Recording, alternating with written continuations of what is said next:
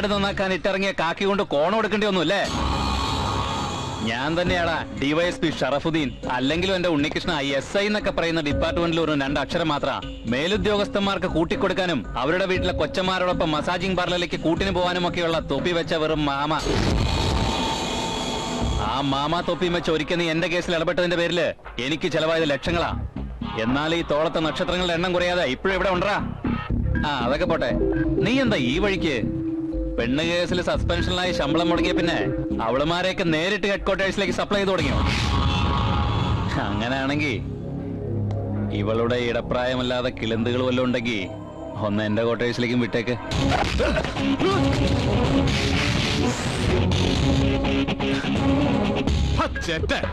കെട്ടിയ പെണ്ണവളുടെ രഹസ്യ കാമുകന്റെ കൂടെ കിടക്ക പങ്കിട്ടതിന്റെ ദണ്ണം തീർക്കാൻ അവനെ അങ്ങ് വെട്ടിനുറുക്കി പെട്ടിയിലാക്കിയിട്ട് ആ കേസ് മായ്ച്ചു കളയാൻ അതേ കെട്ടിയവളെ മേലുദ്യോഗസ്ഥർക്ക് കൂട്ടിക്കൊടുത്ത് തോളത്തെ നക്ഷത്രത്തിന്റെ എണ്ണം കൂട്ടിയ നിന്നെ പോലെയുള്ള ഭൂലോക പിമ്പുകൾ ഇട്ട് നശിപ്പിച്ച ഈ കാക്കി ഒറ്റ തന്തയ്ക്ക് പറഞ്ഞ ഉണ്ണികൃഷ്ണന് വേണ്ടടാ.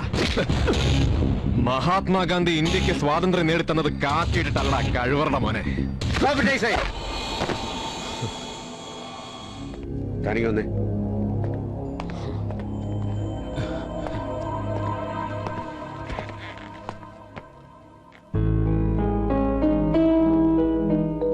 എന്താണോ ഇതൊക്കെ? തന്റെ കാര്യത്തിൽ പ്രോട്ടോകോൾ ഒന്നും ബാധകമല്ലാത്തതുകൊണ്ട് എവിടെയും ഏത് രീതിയിലും തന്നെ പ്രതീക്ഷിക്കാം. അല്ലടോ, ഇരിക്കെ. Thank you sir. പ്രോട്ടോകോൾ അനുസരിച്ച് ഒരു സബ് ഇൻസ്പെക്ടർക്ക് ഇങ്ങനൊരു കാര്യത്തിന് SP റേഞ്ചിലുള്ള ഒരു സീനിയർ ഓഫീസറെ ചെന്ന് കണ്ടാൽ മതി. എന്ത് കാര്യം? പോലീസ് സേനയുടെ അന്തസ്സിന് ചേർന്ന രീതിയിൽ ഒരു പോലീസ് ഉദ്യോഗസ്ഥൻ എന്ന നിലയിൽ എന്നിൽ അർപ്പിതമായ കർത്തവ്യങ്ങളും ചുമതലകളും നിർവഹിക്കാമെന്ന് സർവാത്മന പ്രതിജ്ഞ ചെയ്ത് ജനസേവനത്തിന് ഇറങ്ങുമ്പോൾ എനിക്കറിയില്ലായിരുന്നു സർ, തലയിൽ വെച്ച തൊപ്പിക്ക് ഇത്ര ഭാരം ഉണ്ടാവുന്നു. മതിയായി. സ്വന്തം കുടുംബത്തിലും ജീവിക്കുന്ന സമൂഹത്തിലും ഇനിയും അപഹാസ്യനാവുന്നതിന് മുമ്പ് ആ ഭാരം ഇറക്കി വെക്കാന്ന് വിചാരിച്ചു. അതിനേറ്റവും നല്ലത് ഞാൻ ഏറ്റവും കൂടുതൽ ബഹുമാനിക്കുകയും എന്നും മാതൃകയാക്കാൻ ആഗ്രഹിച്ചിട്ടുമുള്ള സാറിന് മുമ്പിലാണെന്ന് തോന്നി.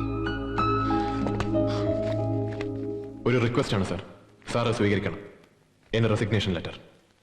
What nonsense you are talking? എടോ, കായ്ക്കുന്ന മാവിലേക്ക് കല്ലെറിയൂ. കാലങ്ങളായിട്ട് നമ്മുടെ ഡിപ്പാർട്ട്മെന്റിൽ മാത്രമല്ല എവിടെയായാലും അതൊരു നാട്ടു നടപ്പാ.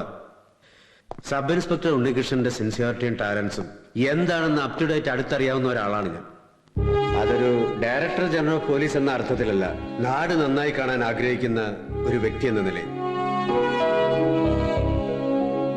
കേവലം ഒരു സസ്പെൻഷൻ ഓർഡർ കൈപ്പറ്റേണ്ടി വന്നപ്പോ തന്നെ കാക്കി ഒരു വെച്ച് റിസൈനിങ് ലെറ്ററും തന്ന് തന്നെ പോലുള്ളവർ കാശിക്ക് പോകാൻ തീരുമാനിച്ചാൽ പിന്നെ നാട് എന്ന് നന്നാകാനാടും.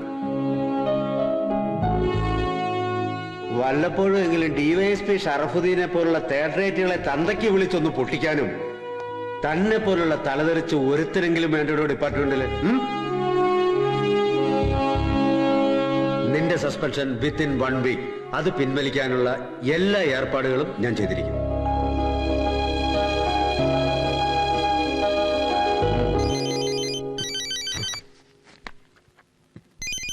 Sorry sir. ഹലോ,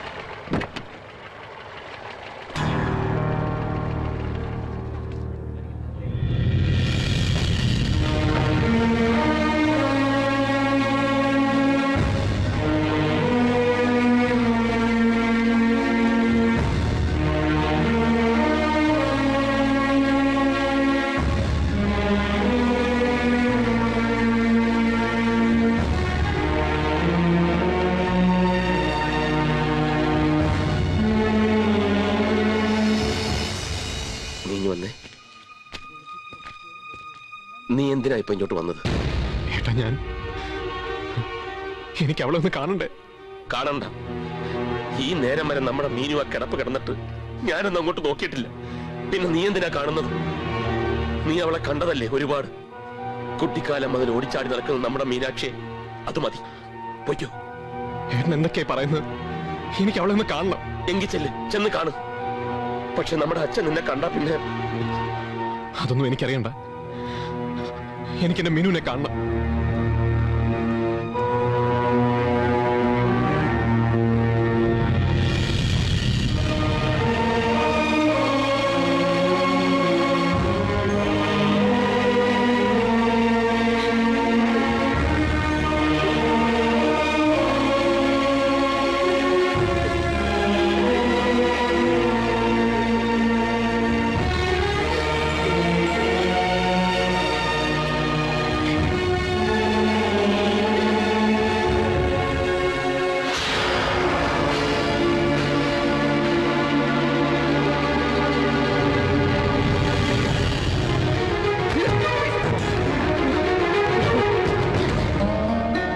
കൊന്നില്ലടാ നീയും നിന്റെ കൂട്ടുകാരും കൂടെ എന്റെ മോളെ.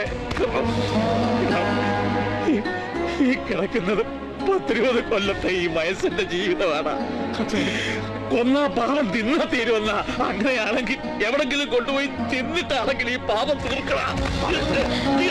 എന്താ അച്ഛാ ഇത്? ഒന്നിവിടെ ജീവനില്ലാതെ കിടക്കുമ്പോ അതിന്റെ പേരിൽ മറ്റൊന്നിനോട് കണക്ക് തീർക്കുകയാണോ? ഇതാണോ പാടത്തെ വീട്? പാടത്തെ വീട്ടിൽ അച്ഛനും മക്കളും ഇങ്ങനെയാണോ? ഇങ്ങനെയൊക്കെ ആയിരുന്നു അച്ഛാ. നിന്നോട് ഞാൻ പറഞ്ഞല്ലേ വേണ്ടെന്ന്. ഇനിയെങ്കിലും ഒന്ന് ഇറങ്ങിപ്പോയിക്കൂടെ? നമ്മുടെ അനിയത്തിയല്ലേടാ, അവളുടെ കർമ്മം ഞാൻ ചെയ്തോളാം.